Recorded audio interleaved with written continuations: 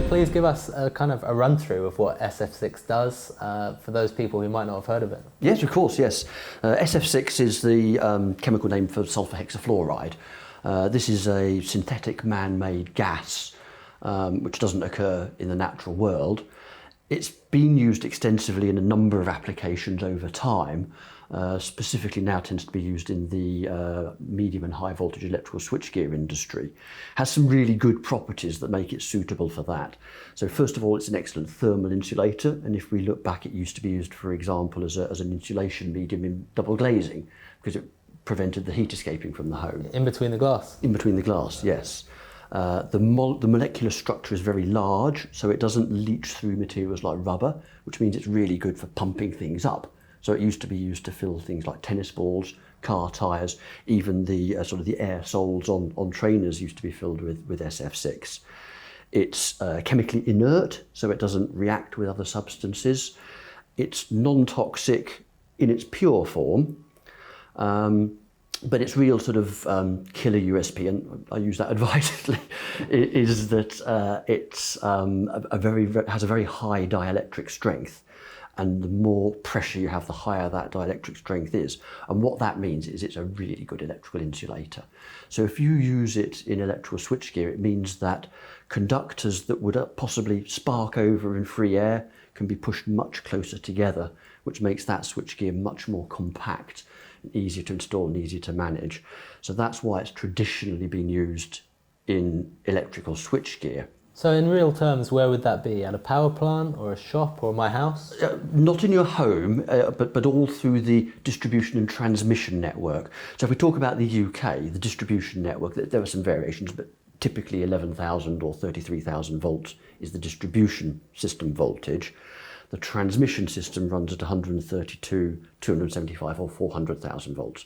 So from that 11,000 volts all the way up to the 400,000 volts, then you'd find switchgear containing SF6 gas, and then below that then it would usually be air insulated switchgear.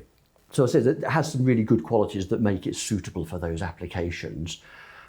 However, it does come with a few buts, and one of them particularly is a fairly colossal but, and that is that it has a staggeringly high global warming potential. In the Kyoto Protocol, they identified a range of gases called greenhouse gases, which we've all heard of. And effectively, that's a gas which in the atmosphere absorbs infrared radiation from the Earth and then radiates it back to the Earth instead of allowing it to pass through and escape into space. Of course, the most abundant greenhouse gas, as we all know, is carbon dioxide.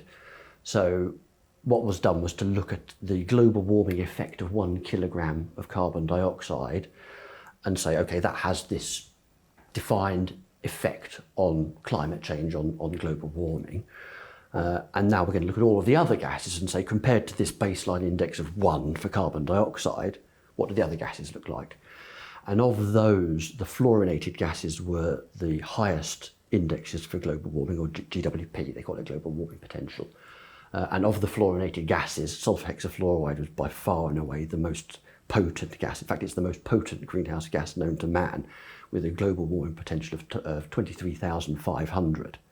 So that means 1 kilogram of SF6 leaked to the atmosphere is the same impact as 23,500 kilograms of carbon dioxide. Wow. Well, and we don't hear that much about it, considering. No, we don't. It's not been a well publicised or well understood problem, but the scale of it is colossal.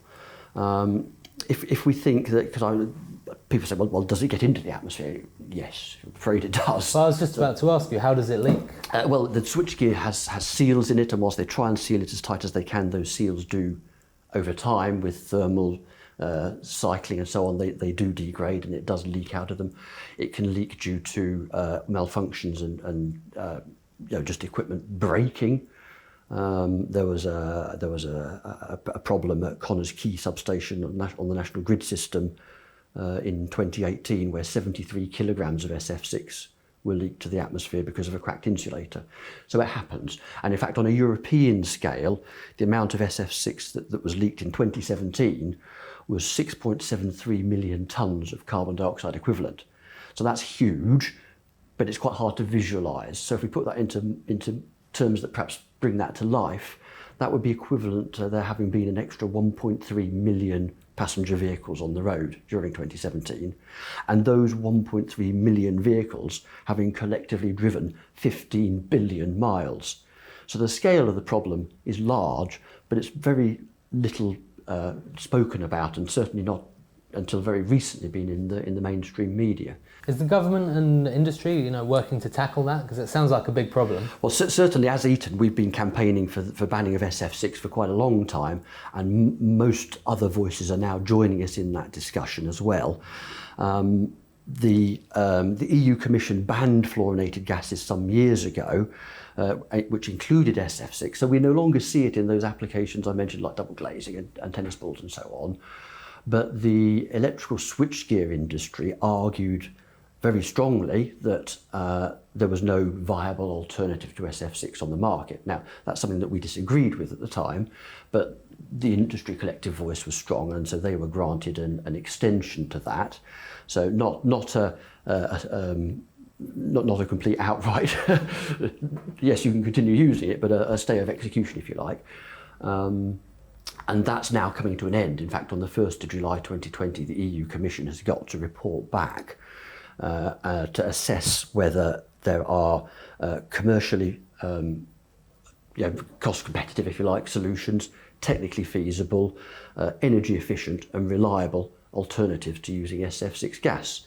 And we would say certainly at distribution voltages, the answer is an emphatic yes. If we look at those different points in terms of cost competitive, at the moment there is a small cost increase for SF6 free switch. It's around about 20% versus an SF6 equivalent. But that's not because there's some particular sort of rare earth mineral or some expensive manufacturing process that we need to do. It's down to manufacturing scale, to volume. Next one, is it energy efficient? Well, there's no greater losses from an SF6 free piece of switchgear versus one with SF6. In fact, we'd probably argue that it's more energy efficient, because if you have SF6 in your switchgear, you have an obligation to travel to site to maintain that, to inspect it, to test it, to top it up if it's leaked, and then you've got a difficult disposal process at the end of life. So that's something to consider.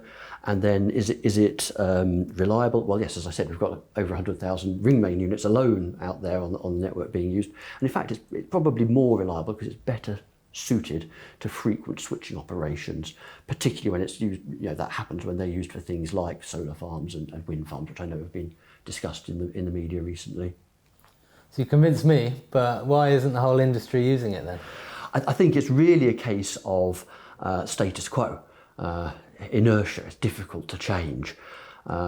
We now see, we've been long championing it, but all of the major switchgear manufacturers now offer SF6 free alternatives. So there's perfectly commercially available systems at scale. So there really isn't a reason why it can't be used.